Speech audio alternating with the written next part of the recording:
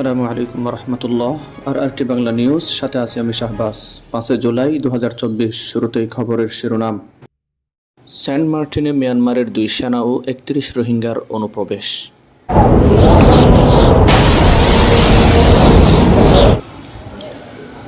মিয়ানমারের রাখাইন রাজ্যের মংডুতে নতুন করে জান্তা বাহিনী ও বিদ্রোহীদের মধ্যকার যুদ্ধের তীব্রতা বেড়েছে। এমন পরিস্থিতিতে আজ শুক্রবার 5 জুলাই ভোরে 33 জন যাত্রী বোঝাই একটি ট্রলার সেন্ট মার্টিন দ্বীপে ভিড়েছে। ট্রলারের যাত্রীদের মধ্যে রয়েছেন মিয়ানমারের সীমান্তরক্ষী বাহিনী, বর্ডার গার্ড, পুলিশের বিজিপি 2 সশস্ত্র সদস্য ও 31 জন রোহিঙ্গা। সেন্ট মার্টিন ইউনিয়ন পরিষদের চেয়ারম্যান মুজিবুর রহমান বিষয়টি ঢাকা পোস্টকে নিশ্চিত করেছেন।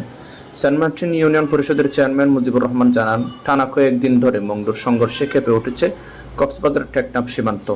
তার মধ্যে ভারী বৃষ্টিও হচ্ছে। এমন পরিস্থিতিতে প্রাণ বাঁচাতে আজ ভোরে 33 জন যাত্রী বোঝাই একটি ট্রলার মংডু থেকে সেন্ট মার্টিন দ্বীপে ভিড়েছে।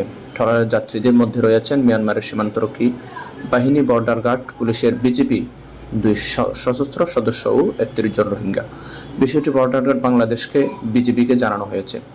টেকনাফ উপজেলা নির্বাহী কর্মকর্তা আদনান চৌধুরী বলেন, 33 জন রোহিঙ্গা সেন্ট মার্টিনে ভিড়েছে শুনেছি। বিজিবির সঙ্গে যোগাযোগ করা হচ্ছে। তবে নতুন করে অনুপ্রবেশ ঠেকাতে সীমান্ত ও নাফ নদীতে অবস্থান জোরদার করেছে বিজিবি ও কোস্ট গার্ড। আসসালামু আলাইকুম রহমতুল্লাহ।